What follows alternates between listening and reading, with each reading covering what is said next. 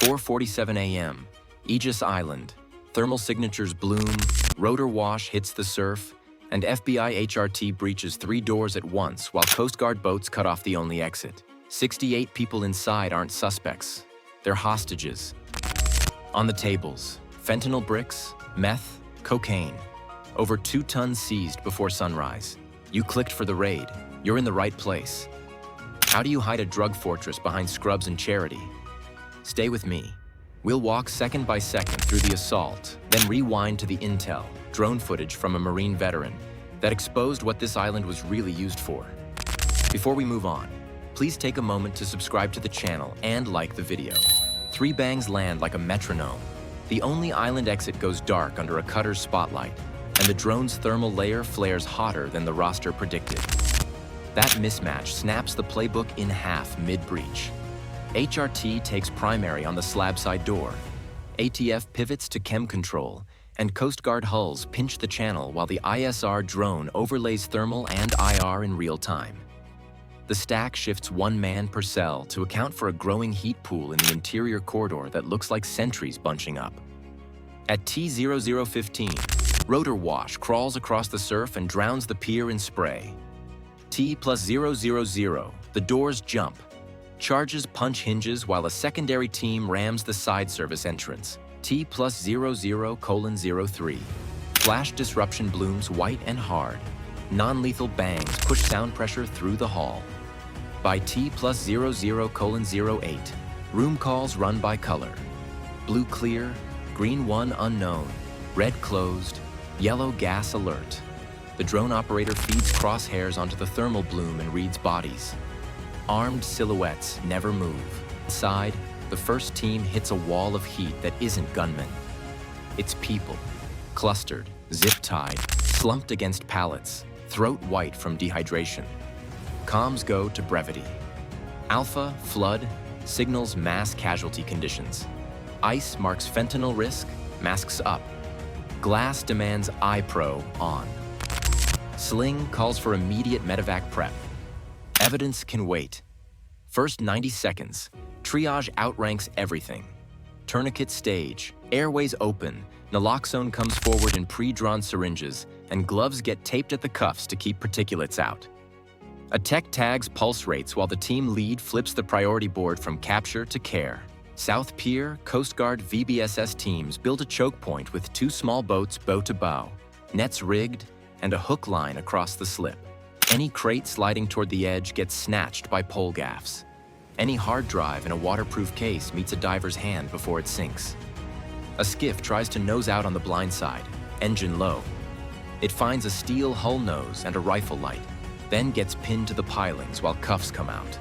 Back in the lab block, a hidden stairwell sits behind a rolling cart and taped plastic.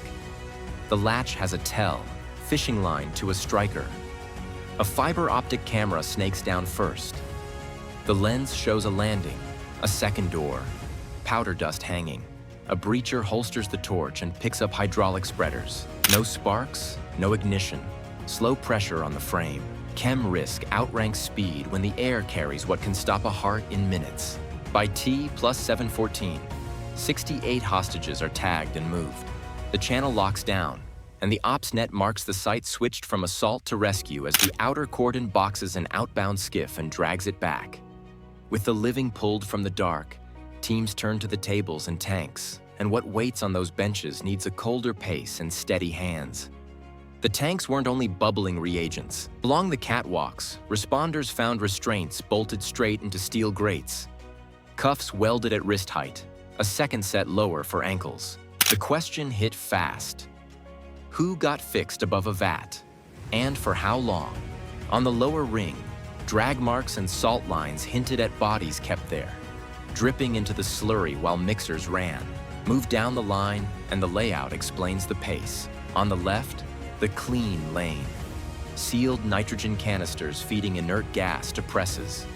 Pill dyes stacked in numbered trays. Baggers set to cycle counts that match batch sheets. Floors swept, anti-static mats, desiccant bins full. On the right, the dirty lane. Solvent drums, used filters, splash shields fogged with residue, spill socks turned gray.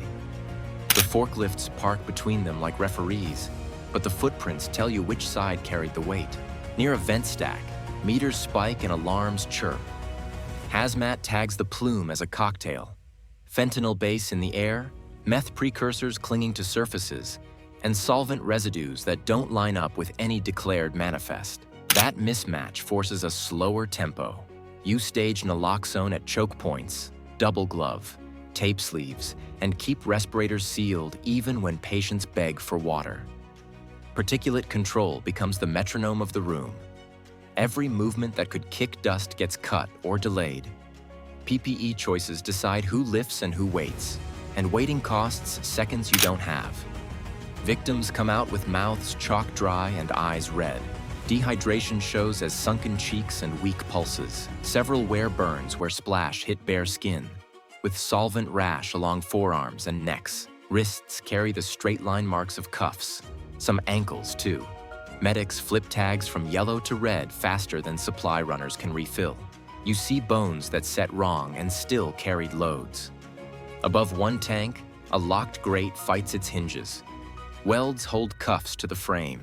Survivors later say they mixed and lifted until they dropped. The inventory sitting nearby draws a grim map. Fentanyl bricks sealed with heat stamps, meth shards vacuum-packed to glitter through plastic, cocaine bundles taped with patterns that suggest mixed origins. It's packaging made for speed, not secrets. Then the vats speak. Swabs pull trace human DNA, textile fibers that match restraint straps, and layered precursor sludge. The lab isn't only a factory, it's a site of forced labor. Pallet queues and bagging stations show just-in-time flow, able to swing volumes and routes in a few hours, a system tuned to dodge pressure. The floor tells you how the machine runs. The next question is who dressed it to pass as a hospital supply chain. How does a hospital executive move precursors and money without tripping alarms? And why did 12 companies look clean on paper? Start with a public face that opens doors. Khaled Ibrahim built one with precision. Hospital executive, donor to medical missions, and a steady presence at public health conferences. That profile granted him access to policymakers and nonprofit boards. It also gave him control over procurement channels and research shipments that travel with little friction. On paper, it reads like philanthropy and innovation. Behind the scenes, the same know-how routed precursor chemicals through the Pacific Northwest, hidden inside clinical supply chains that regulators assume are benign. The front end sells trust, vendor negotiations, research orders, and donations that move equipment to labs and clinics. The back end runs on grant flows, freight forwarders, and bonded warehouses. Freight bills show sterile swabs, PPE, and reagents headed to teaching hospitals. The mirrored set hides pressed dyes, lubricants, and solvents coded as research-grade materials. Legitimate purchase orders sit next to illicit consignments built from the same vendor codes, so an auditor sees a normal month. Dock workers scan SKUs that differ by a few letters, and customs clears both without a flag. Shell companies keep the pace. Layered LLCs in multiple states split purchasing into slices small enough to dodge review. Split invoicing turns one shipment into 3 partial bills paid from different accounts. Then invoice factoring converts those receivables to quick cash, so money moves faster than reports can reconcile. Muhammad Isef manages the web. Consulting firms, development groups, and aid partners that pass funds through linked accounts with just enough timing drift to defeat a single bank's trace. Follow the wires and the path loops. Transfers labeled as development grants pass through Guadalajara, Panama City, Mogadishu, and Minneapolis before cycling back as program expenses. Digital forensics flagged 47 federal-level transactions worth more than $890 million within that circuit. Each hop adds a layer of legitimacy. An NGO here, a contract lab there, until the origin dissolves under paperwork.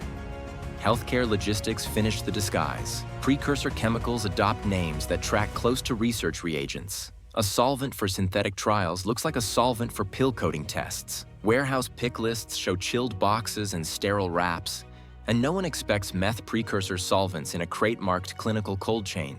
Yet in Tacoma, a warehouse with that tag held press lubricants, dye sets, and meth solvent on the same mixed pallets. staged for outbound consolidation. Inside the organization, the chart matches a corporation. Supervisors assign shifts. Logistics teams manage lanes and carriers. Crisis managers rewrite routes after seizures. Internal compliance enforces silence, backed by threats and the vulnerability of recruits. Undocumented workers told to keep quiet or lose everything. The mini payoff lands in two parts. A respected director leverages hospital supply channels to move controlled substances, and 12 shell firms shuttle narcotics and funds across 4 states without collapse when one node gets hit. The facade held until one witness cut through the veneer with a lens aimed at the island. A Marine veteran sends up a store-bought drone and catches what ground teams missed. Why did his shaky night video light a federal fuse? Because it didn't argue. It counted. It showed patterns. And patterns are hard to ignore when people vanish on the same dates the camera picks heat in the trees. His name is Marcus Webb. He fought in uniform, came home with noise he couldn't turn off, and started flying over water at night because it kept his hands busy and his head clear. He launched from a public shoreline, logged flights on a simple app, and saved everything: battery swaps, GPS tracks, and raw files. He kept going back because the island didn't act like a resort. It pulsed at odd hours. Engines rolled in, then all sound stopped. The first file looks like a smudge. Infrared silhouettes bunch at the edge of a clearing. Dogs bark. A small engine idles. Then a voice counts down. The same scene repeats a month later, then again, with the bodies in slightly different spots and the vehicles in the same lanes. Webb's mic catches the wind and those short commands. He doesn't narrate. He lets the timing speak. OSINT teams took the flight logs, public weather archives, and the drone's XIF metadata and built a clock. They matched the dates to missing persons' windows from nearby cities. Every bump in his timeline sat inside a week when families filed reports. The maps tightened the circle. Waypoints on the footage lined up with small skiff arrivals that AIS never recorded. But radar sweeps caught in blips. Investigators walked the clearings by day. The thermal anomalies matched ground scarring. They bagged casings where the silhouettes had clustered.